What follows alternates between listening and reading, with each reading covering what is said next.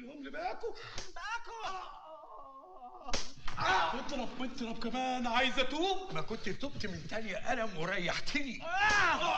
تعرف علي بن ابي طالب ولا ما تعرفه؟ لا انا اصل هو في اثنين علي بن ابي طالب، في علي بن ابي طالب اللي عند المسلمين حيدر القرار الذي تزوج بنت رسول الله ابن عم النبي صلى الله عليه وسلم، حافظ القران الكريم الذي كان يعمل بسنه النبي صلى الله عليه وسلم، الذي نصر الله به الاسلام والمسلمين، الذي كان صحابي جليل من اصحاب محمد صلى الله عليه وسلم. في عندنا حيدر القرار الذي جر للبيعه كالشمل المخشوش، وضعوا الحبل الاسود في رقبته، كسروا ضلع زوجته، اسقطوا جنينها، الذي اغتصب فرج ابنته. وفي قسم آخر برضو عند هؤلاء الزنادقة، هو الذي يتحكم في الكون، وهو الأول والآخر والظاهر والباطن، وهو الذي رفع إدريس مكانا عليا، وأنطق عيسى في المهد صبيا، وهو مدين الميادين، وهو قسما بربوبية حيدر وبخيال الطهر صوت يا جماعة، صوت راح خالص.